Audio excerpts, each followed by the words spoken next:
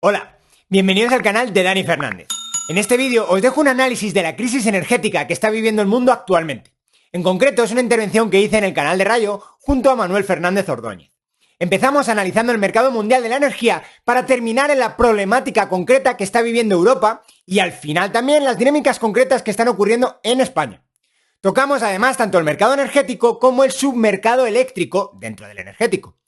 Creo que os va a gustar bastante, ya que en esta ocasión estoy rodeado de dos grandes. De Rayo he aprendido muchísima economía y de Manuel he aprendido muchísimo sobre energía. Así que nada, espero que disfrutéis el vídeo tanto como yo lo disfruté haciendo. Allá va. Empecemos. El precio del petróleo y del gas está, bueno, no en máximos históricos, el del petróleo al menos no, en términos de dólares, en términos de euros sí lo está, pero muy cerca de máximos históricos. Y eso está repercutiendo en los precios del resto de la economía, no solo en los precios directos de estos bienes, sino también en muchos otros bienes de manera indirecta, por ejemplo, a través del transporte, pero no solo. ¿A qué se debe esta elevación tan considerable, tan importante, además en muy pocos meses, menos de un año, o alrededor de un año, del precio de la energía? Hay algunos que lo vinculan exclusiva o mayoritariamente a la invasión de Ucrania por parte de Putin. Y seguro que eso ha influido porque ha generado una disrupción del mercado energético global, países que dejamos de comprarle a Rusia, otros países que empiezan a comprarle, pero la infraestructura no está montada, por tanto se incrementan los costes de logísticos, los costes de aseguramiento. Bien, nosotros tenemos que buscar nuevas fuentes de suministro, no tienen capacidad para expandir o no tanta, las refinerías que tenemos no están adaptadas para ese tipo de petróleo, vale, pero ¿es este el único motivo que explica la elevación del precio de los combustibles fósiles o hay otras cosas que también son relevantes y de las que no se suele hablar? No sé, cualquiera de los dos. Dani, dale. Ok, bueno, pues empiezo. Yo creo que, bueno, el precio de la energía viene muy alto desde antes de la guerra. Entonces, pues bueno, la guerra quizás es echar más leña al fuego, pero un fuego que ya estaba iniciado. Yo creo que esto viene desde bastante más atrás y han sido pues los miles y miles y miles de consecuencias que ha tenido la última recesión que empezó en 2020 que ha vivido el mundo. Y es básicamente ha habido un cambio en la composición de la demanda, un cambio brutal, un cambio muy, muy grande. Se ha cambiado la composición de la demanda desde servicios hacia bienes y sobre todo bienes duraderos. Y esto me vas a decir, bueno, ¿y por qué me estás contando, Dani? ¿Qué tendrá que ver esto con el mercado de la energía? Bueno, pues tiene todo que ver con el mercado de la energía, porque la manufactura es mucho más intensiva en energía por unidad de PIB que los servicios. Entonces, al ser mucho más intensiva, se demanda mucha más energía una vez cambia la composición de la demanda. Entonces, tenemos todos los problemas de problemas logísticos que ha vivido el mundo, que se están empezando a arreglar, por cierto, pero tenemos un montón de esos problemas que han venido precisamente por este cambio de la composición de la demanda, pero también los problemas energéticos. Entonces, ya veíamos que desde 2021, finales de 2021 o mediados de 2021, los mercados energéticos, en general, materia prima energética, están muy, muy tensionados, tanto el carbón como el gas. Entonces, creo que esa es una parte importantísima y ahora, si quieres, pues hablando de la patada de la oferta, que también es evidente. Manuel.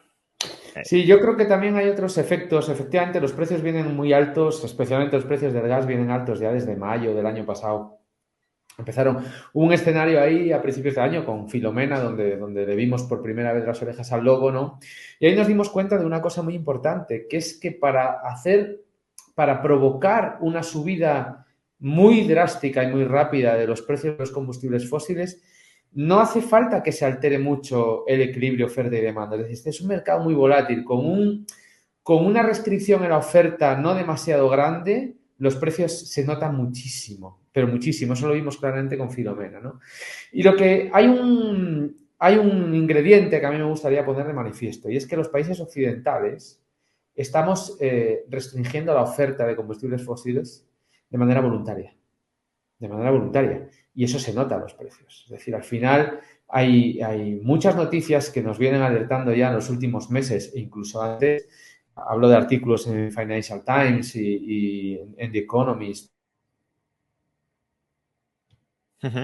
occidentales están reduciendo un montón las inversiones en Perdona, Manuel, prospección. es que creo que se ha cortado, entonces si puedes repetir, decías, Sí, había artículos en Financial Times y en The Economist que nos venían advirtiendo de que la oferta en los países vaya, parece que tenemos algún tipo occidentales de conspiración gubernamental para que esa información fundamental no se emita porque se está cortando justamente cuando nos vas a explicar.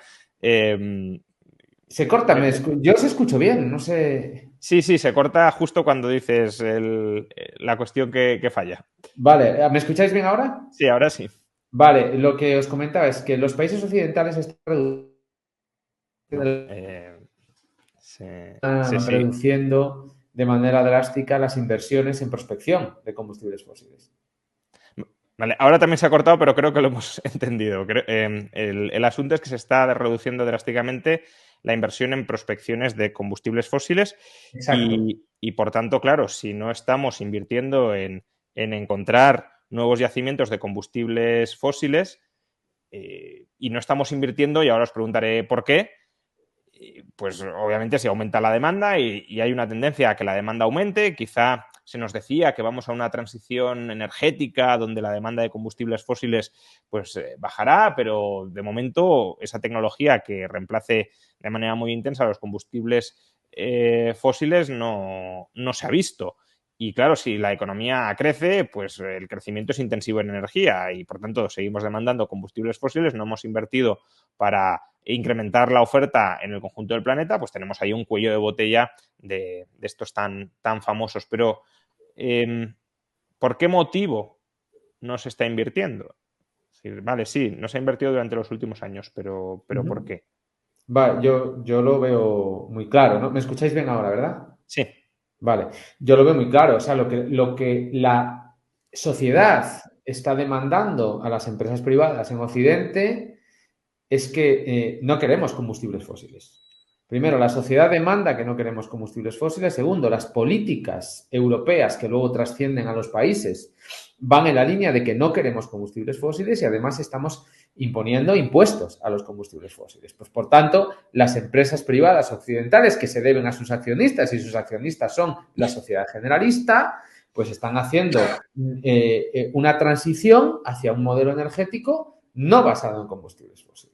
Y esto lo que está haciendo es que empresas como las empresas petroleras de toda la vida estén bajando sus inversiones en prospecciones, lo cual está ocasionando una restricción en la oferta. ¿Vale?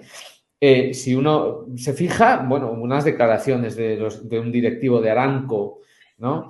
Una de las grandes, probablemente la petrolera más grande del mundo, que dice, bueno, yo he aumentado las inversiones en prospecciones en combustibles fósiles, lo que han bajado las empresas occidentales, porque si ellas no quieren sacar petróleo del suelo, ya lo voy a sacar yo para venderlo, ¿no? Pero eso al final, en el corto plazo, lo que está haciendo es una restricción en la oferta y lo estamos viendo, porque si uno mira los datos de la Unión Europea, sin ir más lejos, hace 15 años, las exportaciones de gas de los países de dentro de la Unión Europea eran muchísimo mayores que ahora. Es decir, nosotros hemos decidido autodepender de Rusia por decisión propia. Podríamos no haberlo hecho hasta tal grado que tenemos de dependencia. Pero fue lo que decidimos, porque aquí solo queríamos renovables y no queríamos combustibles fósiles. Y ahora lo estamos pagando, claro. Claro, os quería preguntar sobre esto dos cuestiones. Primero, ¿qué sentido tiene o que reflexionéis, si podéis, un poco sobre el hecho de que Europa no haya invertido, por ejemplo, en fracking para desarrollar su propio gas y por qué no lo hemos querido desarrollar y, en cambio, sí lo hemos importado? Porque ni siquiera es no queremos quemar gas, estamos quemando gas. Lo que pasa es que estamos quemando gas importado con una dependencia geopolítica que ahora estamos viendo lo problemática que puede llegar a ser. Y quien dice Rusia, pues Argelia mismo en el caso de España. Es decir, si España quería dar el volantazo del Sáhara Occidental, y no entro en si había que darlo o no, no puedes depender de Argelia. Tendrías que desarrollar tu propio gas para poder dar ese volantazo, ¿no? Eso, por un lado. Y luego, también me gustaría que se hablara ya no tanto del tema de la extracción de petróleo, que también tenemos un cuello de botella, pero del tema del refino, de las refinerías. Es decir, qué está pasando con el sector de las refinerías, que es donde parece que hay incluso un cuello de botella mayor que el de la extracción en el corto plazo. No sé, cualquiera. Bueno, ahí hay dos graves problemas. Uno creo que ya habéis hablado, pero justo me he caído, que es el de la producción, básicamente, perdón, la inversión en producción de combustibles fósiles, pero luego también tienes que, yo coloco el punto en 2015, que es el momento del Tratado de París, ¿no? Porque desde ese vemos que las cifras de inversión en el sector es cuando empiezan a caer pues en picado. Entonces, no solamente cae en picado en la parte de extracción, sino cae en picado también en la parte de refino. Es decir, cada vez tenemos menos capacidad de refinar combustible en el mundo. Entonces, todo el sector está de capa caída, en el sentido de todo el sector está desinvirtiendo o desamortizando, dejando que se deprecien los activos. Y ahora, cuando se necesitan de manera pues fuerte, pues no hay capacidad instalada y nos hemos dado cuenta de que se necesita tiempo, esfuerzo, mucha inversión para tener capacidad instalada. Y eso es lo que pasa, que para este invierno no la tenemos y es muy difícil tenerla y es muy difícil conseguirla. En este sentido, España está ligeramente mejor que otros países, al menos en el gas natural, porque tenemos desde hace ya muchos años plantas de lo que se ha llamado ahora regasificación, que bueno, básicamente pasar el gas natural de estado licuado a estado gaseoso de nuevo. Entonces, en ese sentido, tenemos una ventaja ahora mismo en comparación con el resto de Europa en ese sector única y exclusivamente, en la extracción tampoco, pero sí en la capacidad de traer gas natural de otros lados. Y esto es importante porque es un mercado que ahora mismo está completamente roto en el mundo.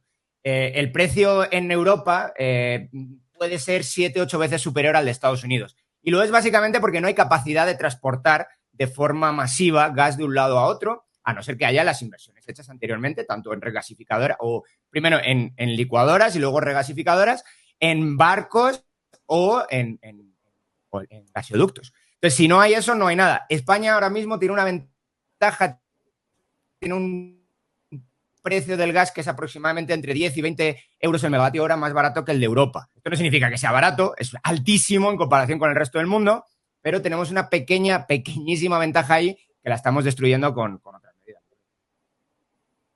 Manuel.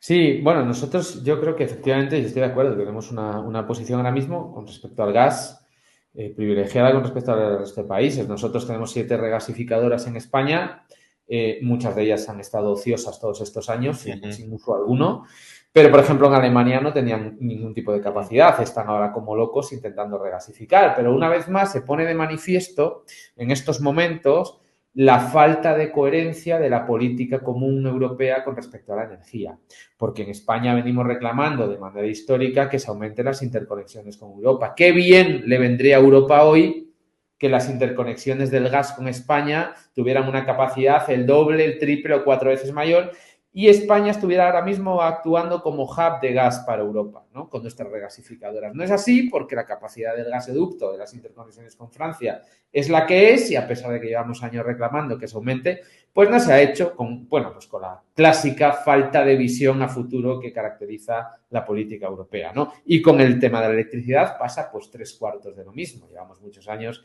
reclamando que se aumenten las interconexiones con Europa, pero siempre pues, ante la negativa de Francia, ¿no? Que bueno, pues ahora está pagando Europa el tema del gas un poquito más caro que nosotros, ¿no? Querría también escuchar vuestra opinión sobre dos explicaciones alternativas al alza de los precios de petróleo, y sobre todo de petróleo, pero en general, ¿no? De combustibles fósiles. La primera es que desde el año 2014-2015, que es la fecha que ha dado Dani, de los acuerdos de París, bien, pero también es un momento a partir del cual el precio del petróleo cae mucho y cabría la posibilidad de que se suspendieran las inversiones porque el precio estaba tan bajo que no era rentable. Entonces, eso puede haber ocurrido o no. Y la segunda, que me interesa escuchar vuestra opinión, es, bueno, el petróleo está caro porque se está acabando.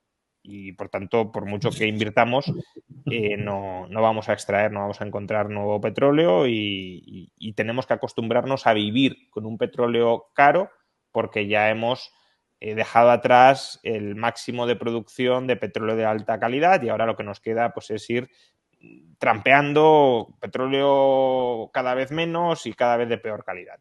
Pues, no sé, cualquiera de estas dos. Yo creo que son dos visiones erróneas, por decirlo. Aparte son contradictorias, quiero decir, porque si el petróleo se estuviera acabando, no tendría sentido que en 2015 estuviera tan barato y si no se está acabando, pues podría ser lo de 2015, pero no sé. Por el lado de la inversión. Es una posible explicación alternativa a lo que yo he dicho, pero entonces debería estar incrementando ahora mucho la inversión y no lo está haciendo.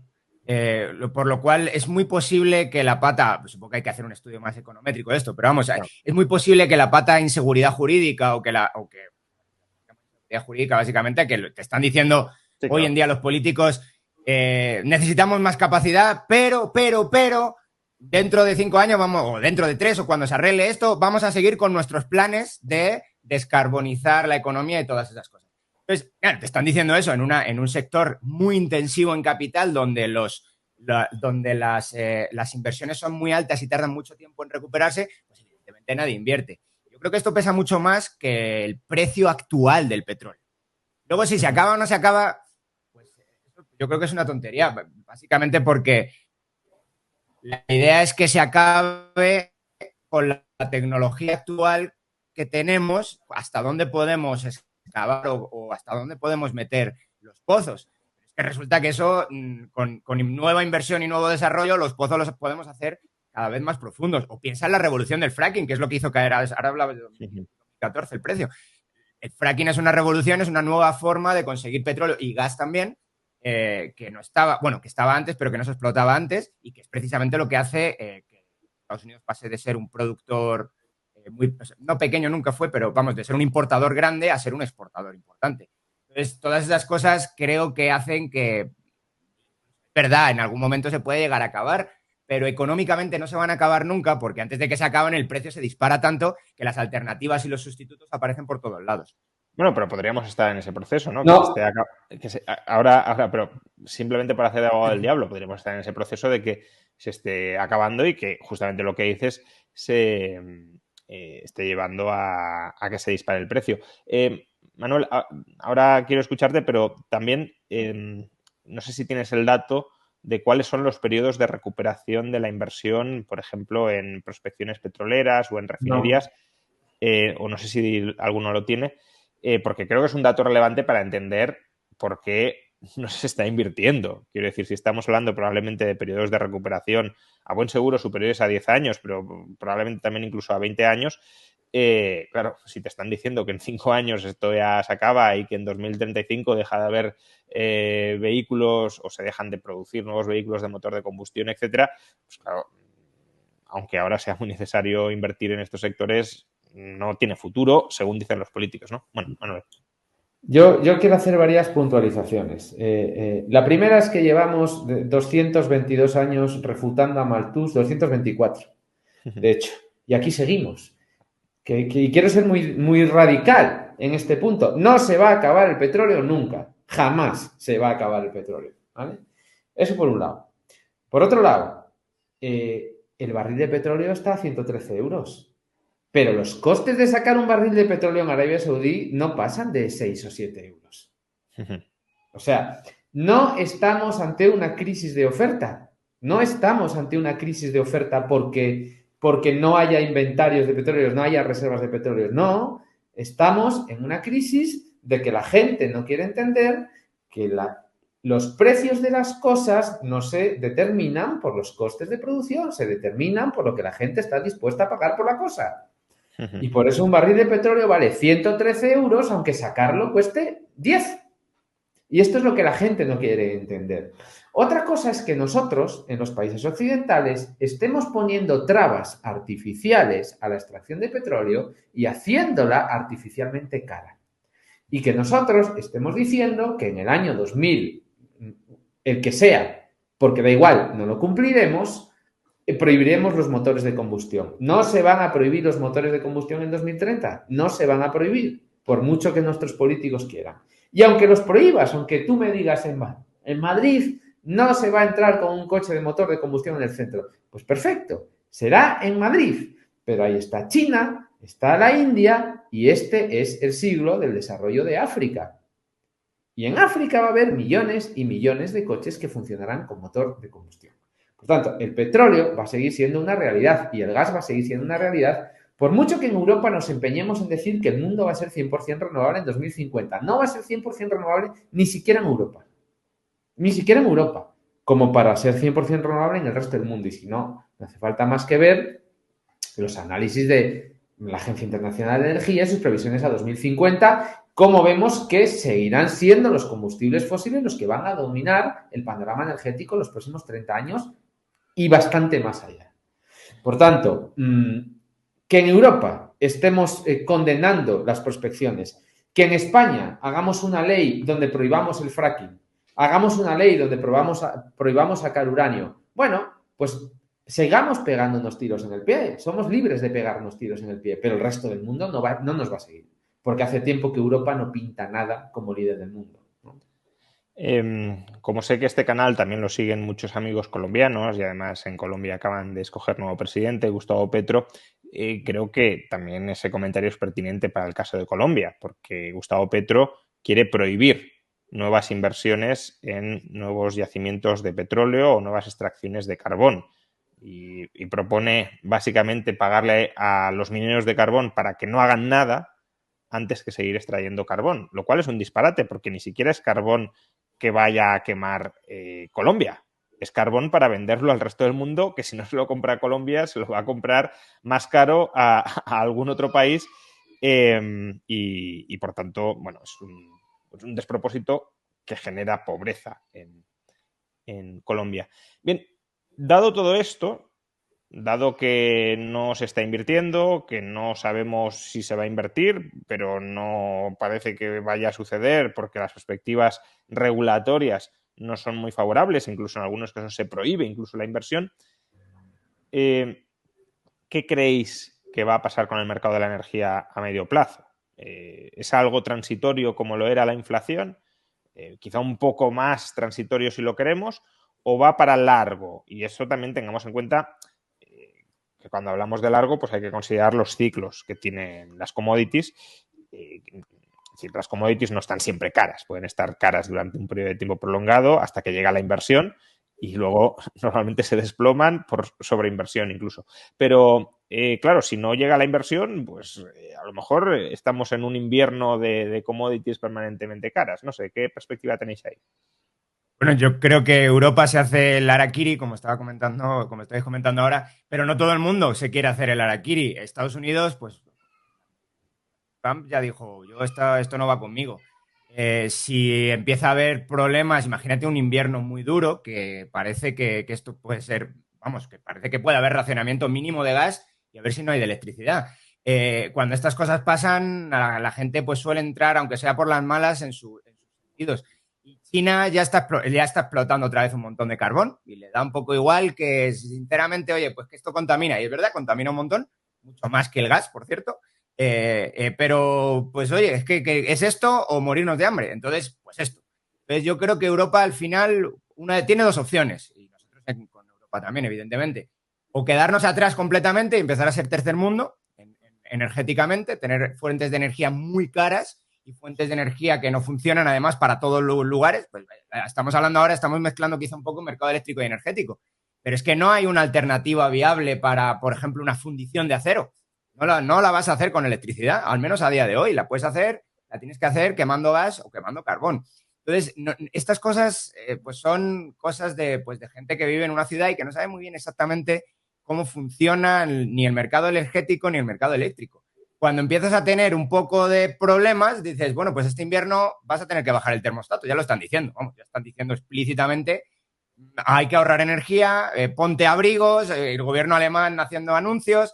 Entonces, cuando esto pasa, pues habrá una presión, espero, si algo todavía de sentido común en el mundo, habrá una presión para abandonar estas políticas. Manuel, tanto tu perspectiva a medio largo plazo, si este ciclo de altos precios de las commodities y en particular de los combustibles fósiles va para largo, y también tu perspectiva para este invierno, porque estamos escuchando pues que van a cortar el gas, que va a haber desabastecimiento, que habrá racionamiento de gas porque no llegará para la industria, para el mercado eléctrico, para las familias. ¿Qué puede pasar en Europa y también, y luego vamos descendiendo un poquito más, en España? Bueno, pues pinta mal, porque porque los precios del gas en los futuros están en el entorno de los 90 euros, por lo menos hasta el Q4 del 2023. O sea que nos espera... ¿Cuál era el nivel habitual para que lo contextualicemos? ¿Está en 90 euros? ¿A cuánto estaba, Bueno, no sé, en 2019? hace un año y medio estaba 15 el gas. ¿Vale? Estaba 15. Empezó a subir en Filomena, subió de manera muy contenida durante unos pocos días, luego cayó otra vez a niveles normales, en torno de los 20 euros más o menos, y a partir de finales de abril, principios de mayo, empezó una subida en rampa que no tuvo fin, ¿no? Y se empezó a notar de verdad después del verano, ¿no? Con las primeras medidas de la ministra, porque el precio de la electricidad se puso por las nubes, porque el precio de la electricidad está drásticamente condicionado por los precios del gas, ¿no? Al tener un mercado marginalista. Si queréis, luego hablamos de este tema, ¿no? Pero lo que nos dicen los futuros es que al menos hasta el Q4 del 2023 el gas va a estar en los 90 euros. ¿Vale? Un gas en los 90 euros significa un pool eléctrico por encima de los 200. Por encima de los 200. Conviene recordar que el precio medio del pool de los últimos, no sé, 7, 8 o 10 años está en el entorno de los 50 euros. ¿Vale? 50 euros. Y estamos con un pool en 200 desde hace 8 meses, sin bajar de 200 en medio, ¿no? Entonces, pinta mal, pinta mal. ¿Restricciones? No lo sé. Habrá que ver si hay una caída todavía mayor en la oferta, cómo se recrudece el tema con Rusia, qué va a pasar con el tema de Rusia. De todos modos, la realidad está haciendo así en nuestra puerta. Knock, knock. Y lo podemos querer ver o no lo podemos querer ver. Pero claro, lo que no podemos es disfrazar todo esto de transición ecológica y acabar haciendo como Alemania, ¿no? Que resulta que la transición ecológica alemana se trataba de seguir operando sus centrales de carbón, ¿no? Entonces, mira, o sea, probablemente no haya habido nada más indecente en política energética en Europa en los últimos 20 años que Alemania cerrando sus centrales nucleares para seguir quemando gas y carbón. ¿Por qué? Porque cada kilo de carbón que quema Alemania, que es un país rico y se puede permitir no quemarlo, es un kilo de carbón que no quema un país pobre, que tienen derecho a quemarlo. Entonces, que Alemania lleve años predicando que hasta los pobres tienen que dejar de quemar combustibles fósiles y ahora Alemania extienda la vida de sus centrales de carbón, es, como digo, de lo más indecente que hemos visto en los últimos años. Luego hablamos con más detalle del mercado eléctrico, pero como bien decía Dani antes, es un subsector, ¿no? del sistema energético. Y quizá yo el tema del gas, no sé si por ignorancia, pero para el mercado eléctrico lo veo menos preocupante porque podemos encontrar alternativas que a lo mejor son ineficientes, pero están ahí, como por ejemplo el carbón que mencionabas de Alemania. Pero claro, hay industrias que si les cortas el gas se quedan totalmente paradas, quiero decir, o familias, ¿no? Si no se renueva el sistema de calefacción, por ejemplo, en las viviendas, pues o te llega gas o no tienes forma de calefactar la vivienda. Pero bueno, sobre todo el parón industrial es quizá lo más llamativo porque es lo más difícil de sustituir. Entonces, claro, si de repente cortan el suministro de gas, electricidad mal que bien, mucho más cara, mucho más contaminante, pero creo que seguiremos produciendo. Ahora, habrá industrias que se quedarán totalmente paralizadas. Es lo que comentaba quizá un poco antes. No hay alternativa para algunas industrias y a corto plazo tampoco para los hogares o para el sector residencial o el comercial. Lo que pasa es que en el sector residencial puedes electrificar para calefactar. Entonces, sí, puedes hacerlo, pero no lo puedes hacer para este. Claro. No lo vas a hacer para este invierno, lo puedes hacer quizá para el siguiente, pero para este no, seguro, vamos. Luego está el tema de las reservas. Las reservas de este año, y las reservas de este año están bastante altas en comparación con años atrás. Pero claro, están bastante altas, evidentemente, porque te estás preparando para el corte que ya está ocurriendo. De hecho, ya en tu canal hablamos, Juan, de que Putin, ¿por qué no cortaba el gas ya? Bueno, pues porque se estaba esperando al momento clave para hacerlo y quizá el momento clave es este, o bueno, antes de octubre tenía que hacerlo.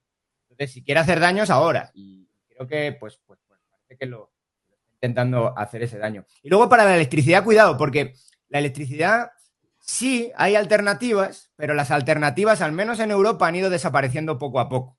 De hecho, hemos incrementado la necesidad de elasticidad en el sistema, elasticidad en el sector de producción. Es decir, hemos incrementado los picos y la necesidad de centrales pico las hemos incrementado con las políticas que estábamos hablando antes. Cuando nosotros tenemos muchas centrales solares o muchas centrales eólicas, es verdad que producen barato, aunque si uno tiene en cuenta todo el ciclo, quizá a lo mejor no es tan barato, pero para entrar en el pool son baratas, pero son intermitentes y estocásticas en su naturaleza, su fuente de energía. Esto significa que no puedes asegurar un suministro constante. Si no puedes asegurar un suministro constante... Ni previsible en muchos casos, ¿no? ¿Qué?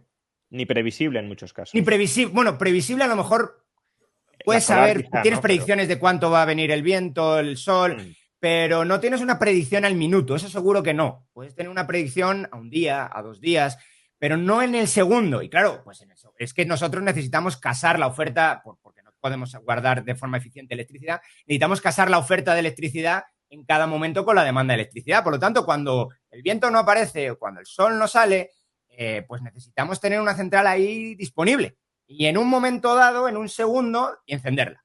Esas centrales tienden a ser, por su naturaleza técnica también, no es casi siempre, pero bueno, que muchas veces y desde luego cada vez más, centrales de gas. ¿Esto qué significa? Pues que cada vez que ponemos un nuevo panel solar o cada vez que ponemos una nueva turbina eólica, necesitamos incrementar la producción con gas. Sí o sí. Porque si no, en algún momento eso se cae. Yo sé que hay otras formas de hacer esto, de incrementar carbón, ¿no?, la red y todo eso. Pero... Digo que podría ser también carbón. Podría ser carbón, pero las hemos estado cerrando. Nosotros, probablemente ahora... Y demoliéndolas. Porque aquí no solo las hemos cerrado y las hemos dinamitado. Eso te iba a decir, en España, te iba a hacer la pregunta ahora mismo. Yo sabía que la capacidad instalada en el administrador de red te dice que el carbón se ha ido al suelo. No sé si esas centrales pueden ser puestas en marcha otra vez o no, pero vamos, sé que por capacidad instalada ya no existen. Yo aquí yo creo que conviene también tener una cosa muy clara, ¿no? Que es que ¿dónde ha estado la trampa de la transición energética que nos han vendido, ¿no? Y la trampa ha estado en que, bueno, como aquí hemos vivido siempre con la falsa noción de seguridad de que yo enchufo algo en un enchufe y eso siempre funciona y nunca nos hemos preocupado de por qué funcionan y cómo llega la electricidad a mi casa, hasta ahora que las estamos viendo canutas y más canutas las vamos a pasar, probablemente este invierno, ahora es cuando la gente se está empezando a preguntar, ¿no? Cuando la gente no se preguntaba nada, eso era terreno abonado para que cualquier tipo de discurso con intereses espurios pues pase al mainstream, ¿no? Y esto es lo que pasó con la transición energética, que durante muchos años se ha hecho creer a la gente que las tecnologías para hacer la transición ya existían y ya estaban en el mercado. Durante muchos años la gente de verdad creía que la electricidad se podía almacenar y de verdad creía que el hidrógeno era ya una realidad. Y lo siento, señores, ni lo es ni lo va a ser en unos cuantos años todavía por venir. O sea, olvidaos de las baterías a un coste barato en los próximos años, olvidaos del hidrógeno a un coste razonable en los próximos años. Porque una alternativa posible a los usos industriales del gas podría ser el hidrógeno. Pero el hidrógeno, de momento, primero, se produce con combustibles fósiles, en la práctica totalidad en el mundo, y segundo, barato no es. Barato no es, ¿no?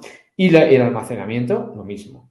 Entonces, al final, sí o sí necesitamos el gas en nuestro sistema eléctrico. Además, con otro grado de perversión adicional, que es que, claro, la gente debe pensar que las empresas que tienen centrales de producción están aquí, que tienen algún tipo de ONG y tienen que producir gratis al sistema, ¿no? Efectivamente, como decía Dani, cuanta más penetración haya de energías renovables en valor medio, ¿vale?, menos va a funcionar el gas. Pero como yo tengo que recuperar una inversión, la hora que yo arranque mi central de gas y la meta en el pool en una hora en punta donde no haya cobertura con energías renovables, yo esa hora la voy a cobrar el precio de recuperar toda mi inversión, ¿no? Y esto cae de cajón. O sea, cae de cajón. Porque yo tengo que recuperar la inversión de mi planta. O me la pagáis vía subvenciones o lo meto en pool.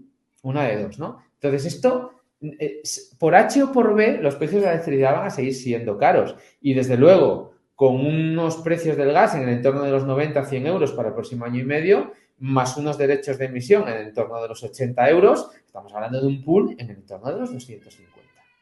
Ahora podemos topar el gas, dar subvenciones al gas, que esa es otra. La transición ecológica en España acabó siendo subvencionar el gas. Es que también tiene bemoles la cosa, ¿no? Luego Con este hablamos gobierno. de todo esto, pero... Claro, es que, en fin, si es que no hay por dónde cogerlo. Pero antes de pasar al tema de España, quería plantearte a ti específicamente, Manuel, porque eres el que claramente ha estudiado muchísimo más este tema y además creo que estás preparando también un próximo libro al respecto. Veo en el chat mucha gente diciendo, bueno, ¿y la nuclear no podría ser una alternativa? ¿No nos vendría muy bien la nuclear ahora mismo? ¿Qué papel podría jugar la nuclear si tuviéramos más nucleares? Pero también puede ser la nuclear ahora, en este momento, una alternativa a corto plazo o ya estamos vendidos. Bueno, no es una alternativa, es una realidad. O sea, aquí hay que separar dos horizontes temporales, ¿no? Estamos hablando, por un lado, de las centrales nucleares que ya tenemos y, por el otro lado, de la construcción de nuevas centrales nucleares. La construcción de nuevas centrales nucleares en España, yo no lo veo. O sea, yo no lo veo. ¿Por qué? Porque un proyecto de construcción de una central nuclear, primero, es un proyecto muy intensivo en capital, con unos plazos de amortización a 60 o 80 años, que con la inseguridad jurídica que los distintos gobiernos que han pasado por este país han tenido el honor de darnos, yo no creo que no haya ningún inversor en el mundo que venga aquí a hacer algo semejante. ¿Vale? Porque es, o sea, la probabilidad de que no recuperes tu inversión es tirando al 100%, ¿no? Dependiendo de quién te gobierne. Y en 60, 80 años el gobierno puede cambiar de color Claro. en innumerables ocasiones, ¿no? Sí, ese es un punto, ahora te dejo, pero porque a lo mejor mucha gente dice, bueno, si ganara Vox ya daría vía libre a la nuclear y entonces no, porque aunque ganara Vox Claro. y Vox fuera el más fanático pronuclear de todo el mundo, si en 10 años, 15 años vuelve Podemos al poder, aunque sea gobernando, pues te cierra la nuclear como ha hecho Alemania. Es que tampoco nos tenemos que ir a Claro. países populistas al extremo, sino incluso el corazón de Pero si, Europa, el motor de Europa claro, ha si hecho no se esto. trata de quién gobierne, que gobierne uno o gobierne otro, de lo que se trata es que en este país hay alguna nueva modificación de la normativa eléctrica cada 15 días en los últimos 25 años. Es que esto no hay quien lo maneje, la inseguridad jurídica que tenemos aquí, ¿no? Pero tenemos las centrales nucleares que tenemos. Tenemos 7 reactores nucleares en España que producen el 21% de la electricidad de manera estable, el 21% todos los años, año tras año. Entonces, claro, que ahora me venga el gobierno a decirme que con la que está cayendo esas centrales las quiere cerrar por motivos exclusivamente ideológicos e históricos, que viven anclados en algún tipo de argumentación romántica de los años 80, de que hay que cerrar las centrales nucleares, pues eso sí que es un error político que nos va a pasar una factura que sí que no nos podemos permitir, porque prescindir ahora mismo del 21% de tu electricidad estable, que funciona 24 horas al día, sea de noche, haga viento, no lo haga, haya sol, no haya sol, llueva, no llueva, y quieres prescindir de esa energía que te aporta, pues como digo, una de cada 5 bombillas se encienden en España, las enciende la energía nuclear, pero es que en Europa la energía nuclear es el 25% de la electricidad, pero es que es el 50% de la electricidad libre de emisiones. La mitad de la electricidad limpia de Europa se produce con energía nuclear y en España el 33%. Entonces, claro, no tiene ningún sentido el calendario de cierre de las centrales nucleares en España, porque además el calendario de cierre está sustentado en seguir quemando gas, que estamos viendo los problemas que nos está ocasionando y más que nos va a ocasionar en el futuro. Pero lo que estás planteando, Manuel, es una forma, retrasar el cierre de las nucleares, de no encarecer todavía más la electricidad. Pero claro, Claro, por supuesto. Es que es una abaratarla. falacia, es que era lo que decía yo antes, es una falacia pretender creer que si tú mañana cierras las centrales nucleares en España y te quedas sin el 20% de electricidad, ese 20% lo vas a sustituir con renovables. No es verdad, no lo vas a sustituir con renovables. Vas a sustituir con renovables una parte y la otra parte la vas a sustituir con gas. Claro, los dueños de las centrales de gas están dando palmas con las orejas. Y ahora, pues mirad quiénes son los dueños de las centrales de gas y unid los puntos de lo que está pasando, ¿no? Mercado Ahora internacional. hablaremos. Perdón. Bueno, sí, pero ahora hablaremos de medidas como el tope del gas y demás, y a quién benefician, a quién no. Pero bueno, Dani. Bueno, yo era simplemente como nos estábamos moviendo del tema internacional, quería tocar algunos puntos que ya están haciendo que nos preocupemos mucho. Y se está tensionando tanto este mercado del gas natural licuado, es decir, Europa lo necesita por todos lados, Asia también, que algunos países ya tienen problemas para acceder o sea, se están quedando fuera, no pueden competir en precio por ese. Es el caso, se ha saltado las noticias, Tailandia y Pakistán. Los dos necesitan gas para su suministro eléctrico, para su estabilidad de la red eléctrica, y los dos están anticipando, ya no han conseguido en el mercado, o han conseguido mucho menos de lo que necesitaban, y los dos están anticipando cortes de luz, están anticipando cortes de energía eléctrica. Entonces, no quiero decir que esté aquí Europa todavía, pero algunos países pobres, con menos capacidad de compra, empiezan a estar en ese lugar. Pero ojo, yo creo que no voy a decir que es absolutamente premeditado, ¿no?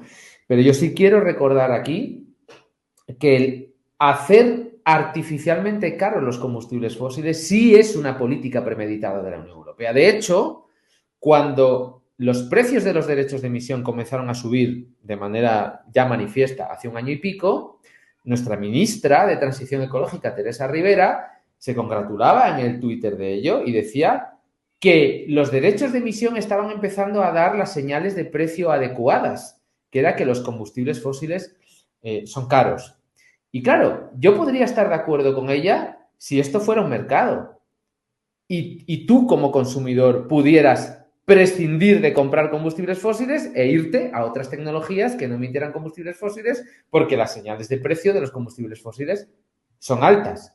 Pero claro, como no tienes alternativa y los combustibles fósiles y el gas lo tienes que consumir sí o sí, si me estás poniendo el gas caro en base a impuestos, nos estás poniendo el gas caro. Pero parece mentira que estando en el gobierno no vieran que al final eso es un tiro en el pie que te va a ocasionar, para empezar, la inflación, con la que resulta que ahora no puedes vivir.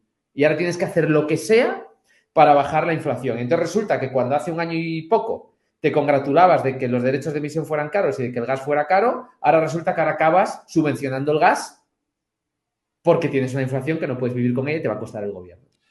Bueno, yo ya ni siquiera me conformaría con que hubiese un mercado, sino con que al menos se le hubiese trasladado a la población la percepción real de cuál iba a ser el coste de todo esto. Porque claro, decir no, los derechos de emisión están reflejando el precio que han de reflejar. Bueno, claro, si quiere renunciar a los combustibles fósiles y hacerlo a través de un mecanismo de pseudomercado, pues se tienen que encarecer mucho el precio de esos combustibles fósiles. Ahora, ¿la población es consciente de lo que va a suponer con la tecnología actualmente disponible forzar un abandono de los combustibles fósiles? Y creo que ese debate o esa información pública es lo que claramente ha faltado durante los últimos años, donde más bien se nos ha vendido propaganda ideológica embotellada y mucha gente la ha consumido entusiastamente, hay que decirlo también. Vamos al caso más particular de España, ¿no? Hemos hablado, aunque hemos ido tocando, es verdad, pero hemos hablado en general de la situación global, pero a lo largo de la conversación habéis mencionado, bueno, España tiene su particularidad en el mercado de gas, no estamos tan mal como Europa, estamos mucho peor que el resto del mundo, pero no tan mal como Europa. En el mercado eléctrico también se nos ha dicho que tenemos la excepción ibérica, que no estamos exactamente igual que el resto de Europa. Por tanto, de todo lo que hemos contado hasta el momento, gas caro, petróleo caro, electricidad cara, riesgos de desabastecimiento, riesgos de racionamiento, falta de inversión y por tanto incapacidad de aumentar la oferta en el corto medio plazo. De todo esto, ¿qué afecta al caso o qué aplica, qué es aplicable al caso español? ¿En qué no sería aplicable? No sé, por ejemplo, en el caso del gas, nuestro gas no depende de Rusia, no le compramos gas a Rusia, se lo compramos fundamentalmente a Argelia. ¿El precio de Rusia también nos afecta aunque tengamos un proveedor distinto? Explicadme un poco todo esto. Claro, sí. La idea es la siguiente. Si ya tienes un contrato, no. Ya tienes el contrato firmado, a no ser que se rompa, no. Pero cualquier compra nueva, tú estás comprando a un precio, es un commodity, estás comprando a un precio que le importa. O sea, cuando se tensiona el mercado mundial, pues hay que competir con el resto por conseguir atraer la materia prima. Pero ¿con quién competimos? Porque Antes también comentabas, Asia. en Europa el precio del gas está mucho más caro que en Estados Unidos. ¿Por qué? Porque no puede haber ese arbitraje entre el mercado del gas estadounidense y el mercado del gas europeo. En el caso de Argelia, ¿con quién competimos? Si no le compramos nosotros el gas a Argelia, ¿quién se lo compra? ¿Se lo puede comprar, por ejemplo, Alemania? ¿Se lo puede comprar Polonia? ¿O esos países dependen sí o sí de Rusia y por tanto son como islas energéticas frente a Argelia? Bueno, puede entrar por Italia, porque Italia Por tiene Italia. otro gasoducto. O sea, O sea que nosotros tenemos uno, bueno, nosotros tenemos dos. competimos Bueno, con tenemos Europa uno, a través de porque el otro Italia. lo tenemos de adorno ya. Bueno, sí, es verdad. Sí. Uno de adorno y otro que Eso funciona es. todavía. Pero existen dos. Y Italia tiene otro. Italia sí está conectada. Pero el problema es que al final ya no estamos hablando solo de quién puede comprar el gas a Argelia por gasoducto, que o somos nosotros o es Italia fundamentalmente, ¿no?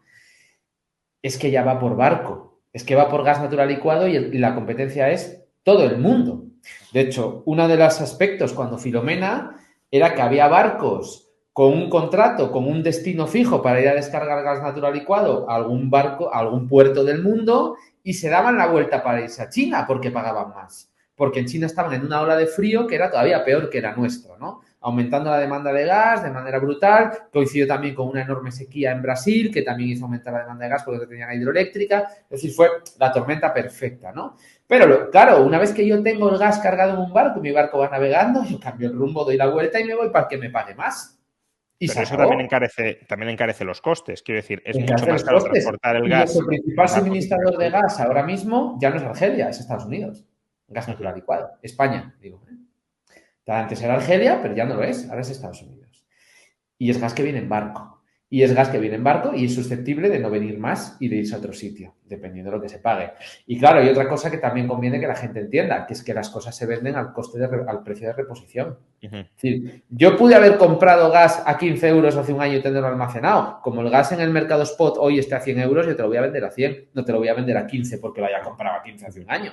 Entonces, si las tensiones con Rusia hacen crecer el precio del gas en los mercados internacionales, el precio del gas para nosotros va a crecer. Si no tienes contratos firmados, como decía Dani, ¿no? Pero si estás en el mercado spot, los precios a ti van a ser los que marquen el mercado internacional y eso depende de toda la geopolítica internacional en tiempo real.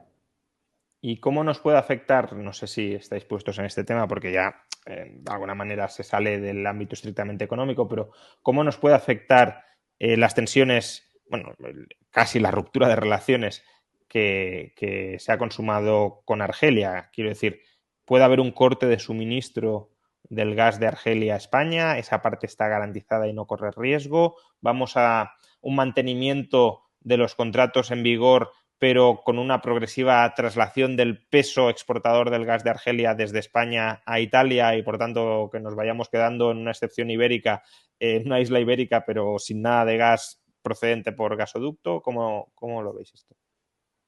Pero yo cuando tienes un socio al que le estás tocando las narices, pues en la próxima negociación las condiciones no serán tan ventajosas para ti y serán más ventajosas para otro, ¿no? Si tienes a Italia que no le está tocando las narices, pues probablemente cuando haya que renegociar el contrato, Italia tenga unas condiciones más ventajosas.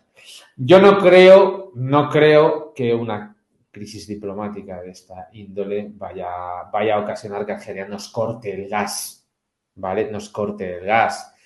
Pero bueno, sí que probablemente los precios no sean los de antaño, cuando haya que renegociar los contratos, y tendremos que ir buscando alternativas, ¿no? Que será gas natural licuado, por supuesto. Porque el gasoducto del Magreb, que venía de Marruecos, el gas en realidad venía de Argelia, no viene de Marruecos. Con lo cual, la fuente del origen del gas es la misma, ¿no?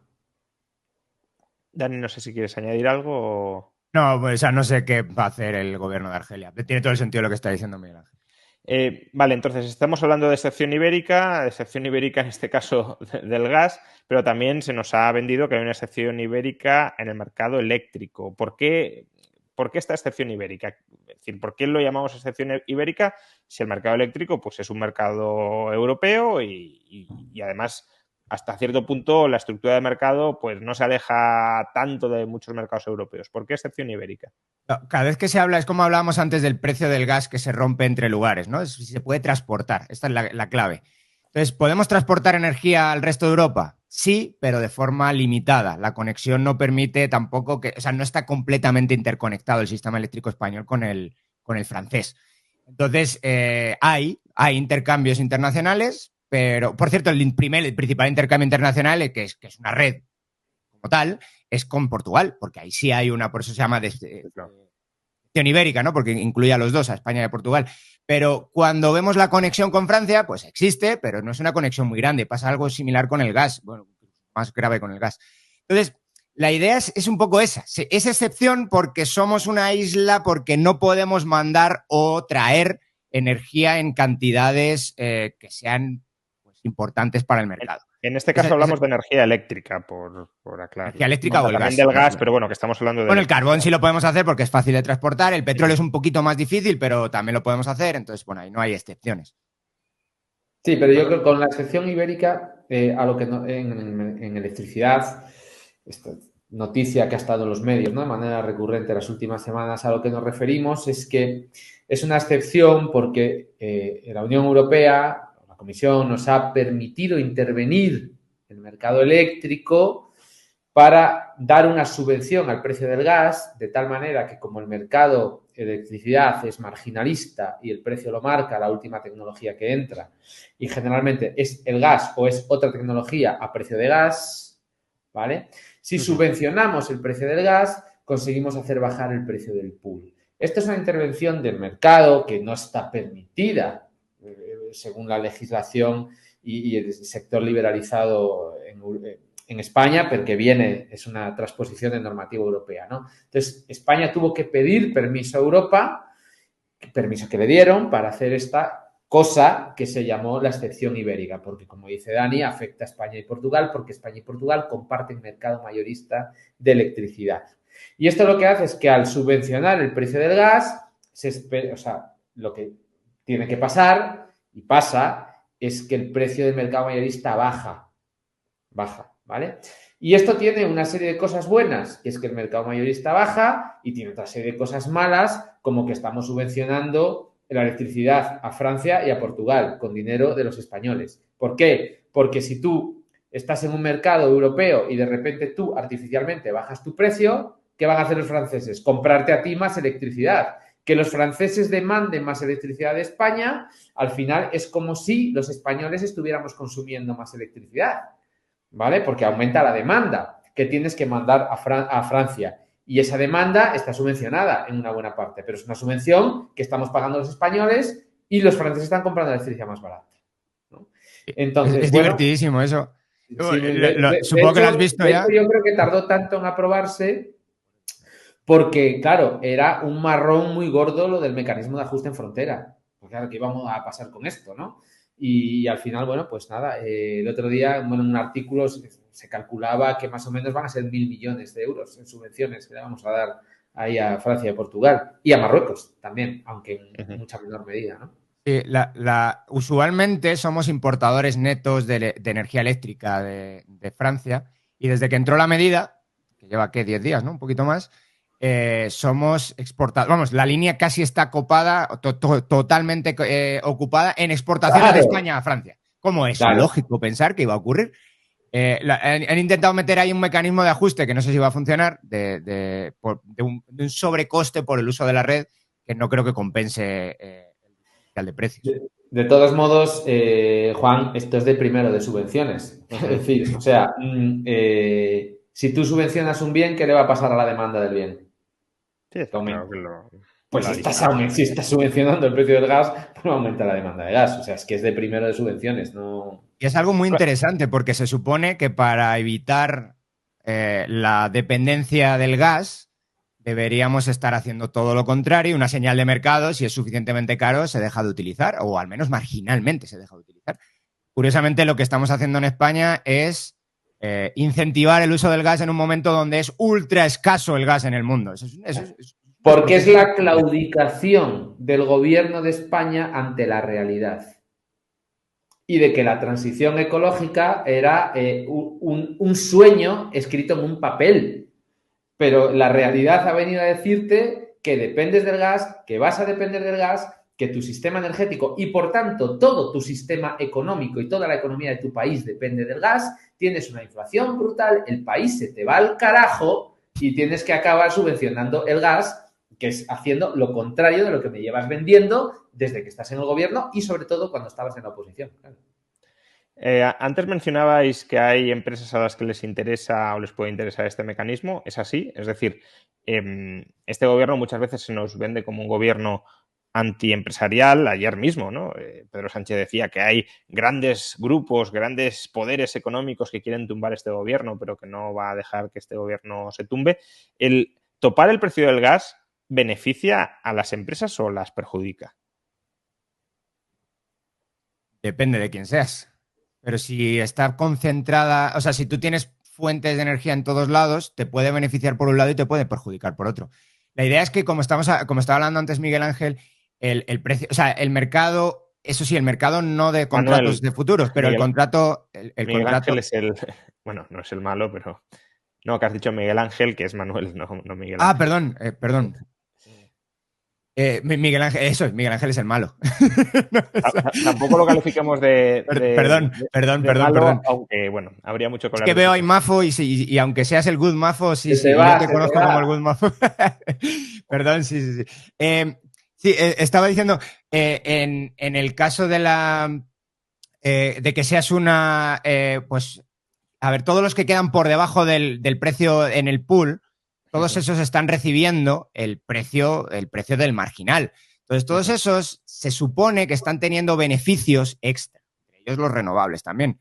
Entonces, lo que, por ejemplo, la Agencia Internacional de la Energía decía, que es algo que yo usualmente me gusta mucho lo que dice la Agencia Internacional de la Energía, pero no necesariamente todo, lo que decía es, como se están generando beneficios muy grandes en la industria, que habría la posibilidad de hacer subvenciones a los consumidores más vulnerables con esos beneficios extra que están teniendo el resto de gente. Claro, ¿cuál es el problema de esto? Pues que echa la ley, pues echa la trampa. ¿Y cómo vas a diseñar eso sin que haya arbitrajes legislativos luego y que se aprovechen de ello quien realmente no lo están necesitando? Entonces, creo que esto de bajar el precio del pool mayorista viene un poco por ese lado, viene un poco para disminuir todos, sin imponerles un impuesto específico, disminuir esos beneficios de todas esas empresas que están por debajo del coste marginal. Claro, pero yo también lo que planteo es, bueno, hay empresas que ahora están suministrando electricidad quemando gas a las que les has garantizado un precio de venta. Sí, pero es mucho más perverso todavía, ¿eh? Porque, digamos, yo tengo una central de gas, entonces yo voy a recibir el mismo precio. Es decir, o me lo paga el mercado o me lo pagas tú con una subvención, pero yo voy a recibir el mismo. Pero aquí hay una cosa muy, muy perversa. Hay dos cosas perversas. La primera es que si me lo paga el mercado, lo pagamos entre todos los españoles. Pero es que el mecanismo de ajuste no lo pagamos entre todos, lo pagan solo los que tienen contratos indexados. Es decir, yo no lo estoy pagando, por ejemplo. O sea, esa subvención al gas yo no la estoy pagando. El número de gente entre la que se divide la subvención son los que tienen contratos indexados. Y yo que tengo un contrato a plazo no la estoy pagando. Que es aproximadamente el 35% de los españoles, más o menos. Es más o menos, sí. Entre ellos, los consumidores más vulnerables que están en el bono social. Esos están pagando la subvención y yo no la estoy pagando. Y todos los que estamos en mercado no la estamos pagando. Eso para empezar. Y la segunda, que es que como tú estás subvencionando el gas con una cantidad por encima de lo que saldría en el mercado, lo que estás haciendo es que artificialmente están entrando en el pool centrales de gas más ineficientes que no entrarían. No entrarían en el pool. Estás aumentando las emisiones, están entrando centrales de gas más ineficientes que si no tuvieras mecanismo de ajuste no estarían entrando. Y lo vimos muy claro los primeros días, que además coincidió la entrada en vigor de la medida de la ministra a bombo y platillo, entró con una ola de calor, con una bajada de la producción renovable, que subió el precio del pool, en lugar de bajar la electricidad, subió esos 2 o 3 días, ¿no? Entonces, claro, ahí lo vimos claramente, estaban entrando centrales que no entrarían y entraban por la subvención. Claro, es que las eso me refiero. Mercado. Si a ti te están garantizando un precio, aunque seas muy ineficiente, vas a intentar vender a ese precio garantizado. Si es que eso es de nuevo de primero de economía. Pero es que además, si como decías, estamos incrementando la demanda eléctrica quemando gas desde fuera de España, pues todavía vas a hacer que más de esas centrales ineficientes que no habrían entrado porque no habría habido tanta demanda de Francia, de Marruecos o de Portugal, ahora sí entren. Claro, es que tú dices, al final dices, bueno, pongo la electricidad barata, ¿qué va a hacer Francia? Comprarme. ¿Cuánto? Toda la que pueda. ¿Cuánto es toda la que pueda? La que cabe por el cable. Imagina que el cable son 4 gigavatios. Tía, estos son 4 centrales nucleares, ¿eh? 4 centrales nucleares que van a ir con gas. Y de hecho hemos visto cómo el precio más caro del día eran las 2 de la madrugada. O sea, ¿cómo puede ser que cuando toda España está durmiendo marque un precio brutal? O sea, un mecanismo de ajuste de 120 euros a las 2 de la madrugada. Eso no tiene sentido ninguno. Por cerrar el capítulo del tope del gas, ¿en cuánto estimamos que ha podido abaratar finalmente los precios del mercado? Porque ha habido cálculos para todos los gustos, pero más o menos. Muy pronto para saber, porque ha habido estos Sí, problemas. Digo hasta ahora. Hasta ahora se calcula que es en el mayorista un 9% y en el minorista un 6%. Sí. La ministra empezó diciendo que un 50, luego fue un 40, luego fue un 30, luego era un 15. Y si acabamos en un 10, mucho va a ser. Me parece a mí. Bien, ya para ir cerrando la tertulia, que ya llevamos más de una hora, pero esta no ha sido la única medida que ha aprobado el gobierno para tratar de contrarrestar la crisis energética del país. Ha habido otras, una se presentó ayer también, la congelación del precio del butano, pero también otra muy sonada, que además fue renovada, fue el descuento a los carburantes en las estaciones de servicio. ¿Todo esto está sirviendo para algo? ¿Es la dirección adecuada subsidiar la demanda, congelar precios o deberíamos ir por otro rumbo? Y si hay otros rumbos, ¿cuáles son? Yo aquí hay una cosa muy peligrosa. Aquí hay una cosa muy peligrosa que me conviene aclarar desde el principio. Bajar impuestos no es subsidiar. Porque es que resulta que uno no sale de su asombro cuando leía que, claro, es cierto que la gasolina y el diésel tenían impuestos diferentes. ¿Vale? La gasolina tenía una presión fiscal mayor que el diésel. Bueno, es que leíamos por ahí que es que el diésel estaba subvencionado. ¿Pero cómo que subvencionado? O sea, por favor. O sea, bajar los impuestos no es subvencionar. Entonces, yo creo que bajar los impuestos va en la buena dirección. En la buena dirección.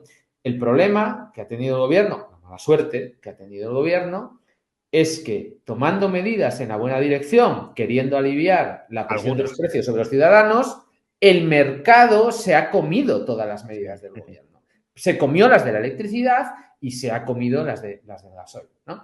Entonces, está muy bien. Bajar el IVA está muy bien. Ojalá lo bajaran para siempre. Un comentario sobre eso, ¿no? Porque cuando dices se las ha comido, te refieres a que el mercado ha subido el precio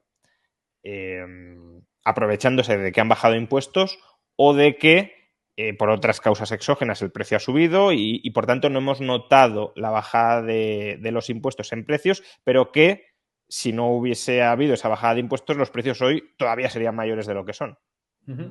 Yo creo que, a ver, yo creo que pueden ser. Tú nos puedes explicar la parte de que la bajada del IVA se la coman las empresas, ¿vale? Yo creo que además de eso, si es que eso puede ser cierto, ahora nos lo cuentas, yo creo que hay factores exógenos, como ha pasado con la electricidad. Cuando la ministra tomó la medida de bajar el IVA del 21 al 10, es una buena medida. Bajar el impuesto a la electricidad, el impuesto especial del 5,11 al 0,5 es una buena medida. Ojalá en lugar de ser transitoria fuera definitiva para siempre. Y quitar el impuesto del 7% a la generación es una buena medida. En total puedes bajar el precio de la luz un 20%, un 21%. Pero claro, si la luz se te multiplica por 3, pues porque el precio del gas te sube de $20 a $100, pues se ha comido todas tus medidas. Ha sido el mercado. Es decir, las medidas eran buenas, pero han servido de poco. Ahora, peor estaríamos si el mercado estuviera como está y encima tuviéramos el IVA al 21, el impuesto a la electricidad al 5 y el impuesto a generación al 7. Pues tendríamos la luz pues un 20% todavía más caro de la que la El tema es que si son medidas de corto o largo plazo, ¿no? Eso que tú estás contando es una medida de corto plazo, alivia, pero claro, si tú tienes, en el caso de la gasolina que estabas contando ahora, pues oye, lo siento, pero no hay capacidad de refino en el mundo. Ya están al 100% o nunca estás al 100%, ¿no? Pero están casi al 100% las refinerías del mundo. tenías que haber evitado o tenías que haber hecho o tienes que empezar a hacer hoy las medidas de largo plazo para evitar que esto vuelva a ocurrir en los próximos 5, 7 o 10 años. El problema es que te están diciendo, el precio está muy caro, tenemos que hacer algo con el precio caro, le bajamos los impuestos, hacemos lo que sea de topes de cosas, que son una barbaridad los controles de precios, pero están señalizando exactamente lo mismo en el medio y largo plazo, que es esto se va a acabar. Por lo tanto, cualquiera que tenga siquiera una pequeña idea de invertir en refinerías, se lo va a pensar mucho, como estabas contando tú antes, de la energía nuclear. Mucho más largo plazo. Entonces, claro, la pregunta es, ¿qué tenemos que hacer para que esto no se repita? ¿Qué tenemos que hacer para no sentarnos aquí dentro de 10 años y estar hablando exactamente de lo mismo que ahora?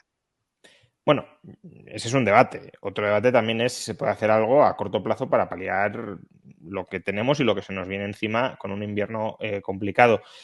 Pero has mencionado, Manuel, pues los efectos que pueden haber tenido las bajadas de impuestos, pero ayer no solo se consolidaron, o incluso se aprobaron nuevas bajadas de impuestos en el caso del IVA, sino que también se anunció, todavía no conocemos los detalles, pero también se anunció un impuesto extraordinario sobre los beneficios de las eléctricas, bueno, de las empresas energéticas en general, no solo eléctricas. Pero eso sube el precio de la electricidad. Es decir, tu apuesta es que se va a repercutir al precio de la electricidad. Hombre, claro, obviamente, ¿no? O sea, cualquier impuesto sobre el generador lo va a incorporar en el precio. De una u otra manera lo va a incorporar. O sea, pero son dos debates distintos, ¿no? Que yo creo que son complejos desde el punto de vista económico. Una cosa es que yo como generador, tú me impongas un impuesto que yo lo voy a repercutir en el precio, obviamente. Igual que si yo tengo un bar y me subes los impuestos un 10%, yo voy a subir el precio del café y de las cañas un 10%, porque mis márgenes los tengo que mantener y los voy a subir. Eso es una cosa que es más evidente, ¿no? Pero la otra cosa es otro de los discursos que se escuchan por ahí, que es que si el gobierno baja el IVA un 10%, las empresas van a asumir ese 10% y no va a bajar el precio. ¿Qué es lo que ya no es tan evidente? ¿No? Que demostrar que eso es así, porque para eso hay que tener poder de mercado, en fin, es una discusión mucho más compleja, que yo sinceramente, pues no sé si se da con la ligereza con la que se comenta, ¿no? Sí, bueno, necesitaríamos estudios econométricos al respecto, pero bueno, no es tan evidente que se vaya a dar. Coincido con eso, al menos en el mercado eléctrico. Quizá en las estaciones de servicio sí estamos empezando a tener cierta evidencia de que, bueno, al final se ha subido la parte que se les pedía que bajaran. Es decir, se les imponía una rebaja de 5 céntimos financiado por las propias gasolineras y al final lo que han hecho ha sido aplicar la rebaja pero subiendo previamente el precio en 5 céntimos, con lo cual se quedaba en tablas la medida desde el lado de las estaciones de servicio. No sé, Dani, si quieres comentar algo más sobre esto. Pues ya para concluir, es decir, llevamos, como decía, más de una hora. ¿Qué futuro energético veis en España a corto, a medio y a largo plazo? Dani, Manuel, cualquiera. A corto plazo, problemas graves. O sea, problemas graves de suministro, incluso de estabilidad en la generación. Probablemente cuando empiecen a cortar cosas o empiecen a racionar en Alemania nos empezamos a asustar nosotros porque allí están un pelín peor que nosotros. Pero no estamos mucho mejor. A medio y largo plazo, o sobre todo a largo plazo, pues va a depender un poco también de cuál es lo que los políticos llaman, los politólogos, la ventana de Overton, ¿no? De qué se considera aceptable. Yo, por poner un poco, yo siempre suelo ser bastante pesimista en el corto y optimista en el largo. Entonces, por poner un poco la pata optimista, creo que se está abriendo un debate sobre las nucleares, bastante. Hablar sobre centrales nucleares era casi, pues no sé, ¿qué quieres? ¿Acabar con exterminar la humanidad o algo así? Y ahora, pues parece que se está dando la vuelta a la tortilla y la gente está viendo cada vez con más, creo, es una sensación también, pero cada vez está viendo con mejores ojos en la energía nuclear. Si eso es así, incluso un gobierno más tirado hacia la izquierda no puede gobernar en contra de los gobernados. Entonces, incluso a lo mejor esto que lo haga Vox, como estabais diciendo, que lo haga el PP y que dé algunas licencias y que alguien se anime, si tiene las suficientes bemoles, y se anime a invertir, no creo que después vayan a querer deshacerlo. Entonces, bueno, esto por poner la nota optimista. Si seguimos con el tema de la descarbonización, de poner impuestos altos a las energías fósiles tradicionales, pues lo que vamos a tener es más de lo mismo, por desgracia. Yo creo que lo que urge es trabajar para tener todas las reservas de gas que podamos repletas para este invierno. Trabajar desde el punto de vista operativo en tener contratos asegurados de suministradores fiables por lo que pueda pasar este invierno.